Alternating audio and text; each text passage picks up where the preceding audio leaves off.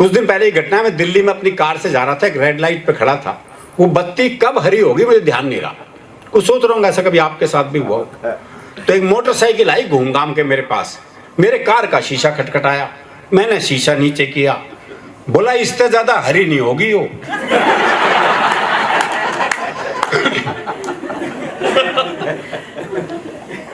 तो हम तो मस्ती में रहने वाले लोग हैं, खाली फुर्सत में रहते हैं। वो एक ने रिक्शे वाले को आवाज दी, बोले खाली है? बोले हाँ।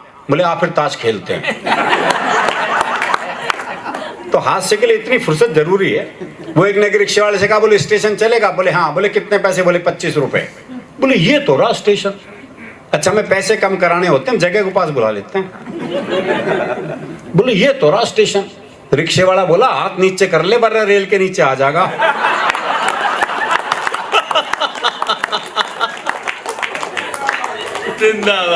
वो एक पहुंच गया हलवाई की दुकान पे, भाई ने छिक के जलेबी खाई भरपेट।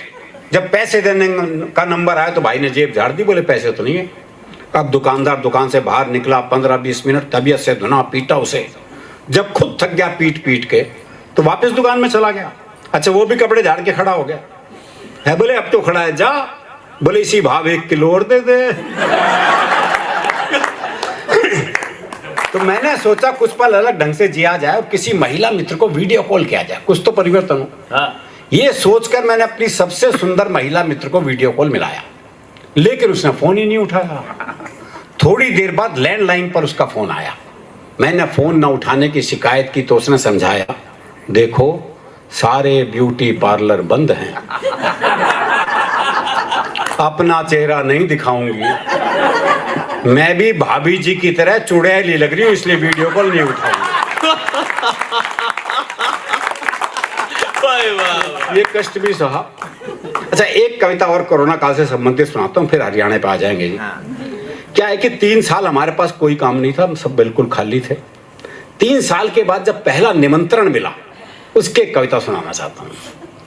कोरोना काल के बाद कवि सम्मेलन का पहला आमंत्रण मिला तो रोम रोम खुशी से खिला। मन हो रहा था बेकाबू, महीनों बाद एक चुटकी कवि सम्मेलन मिलने की कीमत तुम क्या जानो गोविंद बाबू।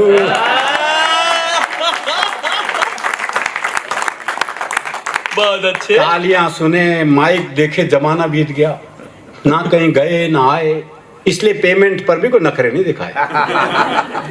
तुरंत फ्लाइट की टिकट बुक करवाई। स्थिति ये थी नरेश जी, मैंने फ्लाइट की टिकट का प्रिंट निकलवाया और 3 दिन तक तो मैं उसी पे लेटा रहा। तुरंत फ्लाइट की टिकट बुक करवाई, कई दिन तक तो नींद नहीं आई। फिर वो दिन भी आ गया जब यात्रा पर निकलना था, कवि मित्रों से मिलना था। महीनों से कमरे के कोने में उपेक्षित पड़े सूटकेस को जैसे ही उठाया तो वो तो मुझसे भी ज्यादा प्रसन्न नजर आया। भूल गया सारी शर्म हया, उंगली की एक छुअन से ही खुल गया। अब कपड़े रखने की थी बारी। कपड़ों की स्थिति क्या थी हिंदुस्तान में, निक्कर और बनियान में टाइम कट रहा था। कपड़े बेचारे लटके लटके लटक गए थे। अच्छा, अलमारी में रखे हुए कपड़े ये सोच रहे थे मालिक है भी या निमट लिया।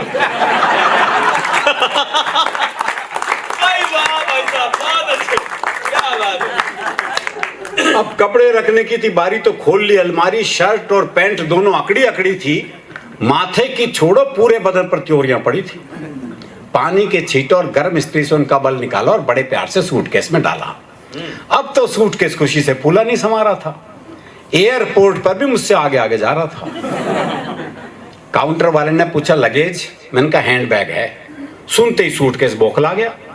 मैं उसे अपने साथ रखना चाहता था, वो ये भी भूल गया। खुशी के साथ साथ गुस्से में फूल गया। फूला हुआ सूटकेस देखकर काउंटर वाला बोला, प्लेन छोटा है, ये सामान लगेज में ही जाएगा, गंतव्य पर आपको मिल जाएगा। सूटकेस मेरी तरफ देख के सोच रहा था अब आएगा मजा।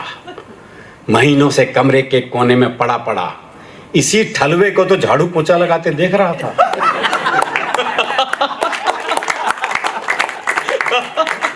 अब अपने दिन भी खिलेंगे, अंदर पुराने यार सूटकेस मिलेंगे, उनसे बतियाऊंगा, हसीन अटैचियों से नैन लड़ाऊंगा।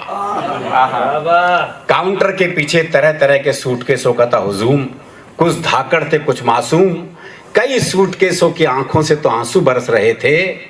कोरोना ने उनके मालिकों को लील लिया था, अब वो उन हाथों के स्पर्श को तरस रहे थे।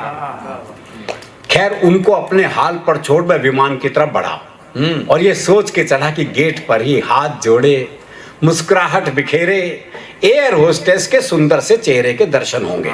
वाह। पर विमान में घुसते ही निराशा हाथ लगी। पीपी किट पहने, चेहरे पर मास्क और शील्ड लगाए एक बिजू का टाइप स्त्री खड़ी मिली।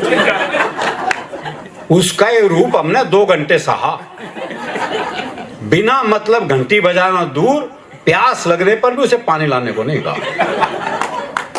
अब गंतव्य पे पहुंचने के बाद का दृश्य, लगेज बेल्ट पर मेरा सूटकेस बिल्कुल नहीं शर्मा रहा था। सबसे अंत में एक कमसिन सी अटैची का हाथ पकड़े ठुमकता हुआ चला आ रहा। वाह वाह वाह वाह, क्या बात है। पास खड़े बुद्धि ने कहा, इनको देख के मन कर रहा है मैं भी सपनों में खो जाऊं, ऐसी अटैची का साथ मिले तो मैं भी सूटकेस हो जाऊं। अच्छा, दुगड़ दुगड़ अब भी कायम थी। कारण है कि निमंत्रण तो आता था, फिर फोन आया था जी 50 लोगों से ज्यादा की अनुमति नहीं मिली, इसलिए नहीं करवा पा रहे। तो डर था कि बाहर आते आयोजक कहे नमस्ते आप आ तो गए, कृपया अगली फ्लाइट से बाहर जाए, वापस जाए। तो बाहर आते ही आयोजकों ने मालाओं से स्वागत किया। तभी एक ने पूछ लिया, महीनों बाद कवि सम्मेलन करना कैसा लग रहा है? मैंने कहा इस पर आह करूं या वाह, मुझे तो ऐसा लग रहा है जैसे किसी नेत्रहीन का विवाह। वाह। एक नेत्रहीन की सगाई हो गई, जयमाला हो गई, फेरे हो गए, तो पंडित ने दी बधाई, तो नेत्रहीन बोला काहे की बधाई, मुझे क्या पता तुम सब लोग क्या ड्रामा रच रहे हो। विवाह संपन्न हुआ मैं कैसे जानूंगा? जब तक दुल्हन बाहों में ना आ जाए विवाह संपन्न हुआ मैं ना मानूंगा। आखिरकार वो क्षण भी आ गया जब सजा हुआ मंच था, माइक था, श्रोता थे। माइक मानो कह रहा था आज तो तू समूचा खिल गया है, और माइक को बाहों में भरा तो यकीन आया प्रोग्राम सचमुच मिल गया है। वाह वाह भाई, वाह भाई साहब।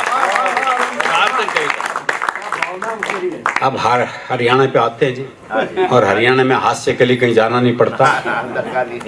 अकेले नरेश जी वो होते हैं बताने के। वो एक पुलिस के सिपाही को छुट्टी चाहिए थी जी, पहुंच गया एसएचओ के पास, बोले छुट्टी चाहिए। बोले बहुत काम है, छुट्टी नहीं मिल सकती। बोले जी छुट्टी तो मैं लेके रहूंगा। बोला अच्छा एक सवाल का जवाब दे दे, छुट्टी दे दूंगा। बोले सवाल कुछ भी पूछ लो। बोला अच्छा ये बता कटप्पा ने बाहुबली को क्यों मारा? ये अंतरराष्ट्रीय सवाल पूछ लिया जी उससे। बोले ये बता कटप्पा ने बाहुबली को क्यों मारा? बोले हो सकता है बाहुबली ने कटप्पा को छुट्टी देने से मना कर दिया हो।